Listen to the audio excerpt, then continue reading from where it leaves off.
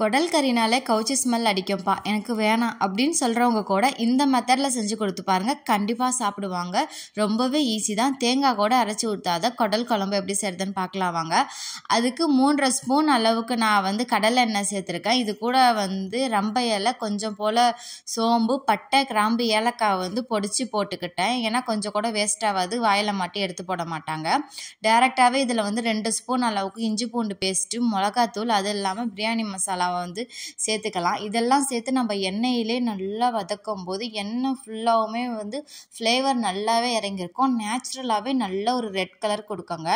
Ginger garlic பேஸ்ட்டை போட்டு நல்லா வதக்குனதுக்கு அப்புறமே வெங்காயம் சேர்த்துக்கலாம். அது கூட உப்பு சேர்த்துக்கலாம். இஞ்சி பூண்டு பேஸ்ட்டு எண்ணெயில் சேர்த்துருக்கோன்றதுனால லைட்டாக அடி பிடிக்கும், அதனால் கொஞ்சம் அடிக்கடி கிண்டி விட்டுக்கோங்க. இது கூட நம்ம கத்திரிக்காய் சேர்த்துக்கலாம். கத்திரிக்காய் சேர்க்கறதுனால குடல் குழம்போட டேஸ்ட் இன்னுமே தூக்கலாக இருக்கும். 3 தக்காளி அளவுக்கு சேர்த்துட்டு லைட்டாக வதக்கினதுக்கப்புறமும் குடலும் நுரையீரலும் சேர்த்து க்ளீன் பண்ணி வச்சுருக்கேங்க. ஆல்ரெடி குடலை எப்படி க்ளீன் பண்ணணுன்ற வீடியோ போட்டிருக்கேன், வேணுன்றவங்க மறக்காமல் அதை செக் பண்ணி பாருங்கள். இப்போ குடலை ஒரு 5 நிமிஷம் போல் நல்லாவே கிண்டிக்கோங்க. அதுக்கப்புறமா மஞ்சத்தூள், வீட்டில் அரைச்ச குழம்பு மிளகாத்தூள், இந்த மசாலாவை சேர்த்து நல்லாவே மிக்ஸ் பண்ணிக்கோங்க.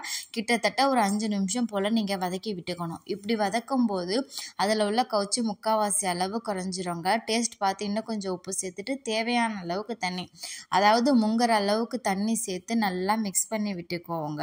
குடல் கறி சாப்பிட்றதுனால வயிற்றுப்புண் பிரச்சனை எல்லாமே சரியாயிடும். அது மட்டும் இல்லாமல் வைட்டமின் B12 இருக்குது.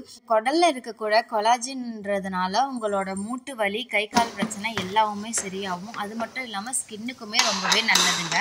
இப்போ இதை விசில் போட்டு குறைஞ்சது ஹை ஃப்ளேம் 1 விசிலும், லோ ஃப்ளேமில் 4 விசிலும் விட்டுக்கோங்க. அவங்கவுங்க குக்கரை பொறுத்து. நீங்கள் அதிகமாக விசில் வைக்கிறதுனால சாஃப்டாக தான் ஆகுமே தவிர கரைஞ்சி போகாது.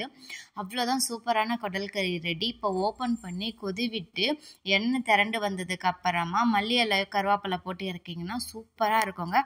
கண்டிப்பாக ட்ரை பண்ணி பாருங்கள். இந்த வீடியோ யூஸ்ஃபுல்லாக இருந்துச்சுன்னா மறக்காமல் உங்கள் ஃப்ரெண்ட்ஸ் அண்ட் ஃபேமிலிக்கு ஷேர் பண்ணுங்கள். இதே மாதிரி இன்னும் நிறைய இன்ட்ரெஸ்டிங் வீடியோ என்னோட சேனலில் இருக்குது, வேணும்னா அதையும் செக் பண்ணி பாருங்கள். மறக்காமல் வீடியோவில் ஏதாவது டவுட் இருந்துச்சுன்னா கமெண்ட்டில் கேளுங்க. ஆல்ரெடி என் சேனலில் குடலை எப்படி க்ளீன் பண்ணுறதுன்றதை அப்லோட் பண்ணியிருக்கேன். யூஸ்ஃபுல்லாக இருக்கும்னு நினைக்கிறவங்க அதையும் செக் பண்ணி பார்த்துக்கோங்க.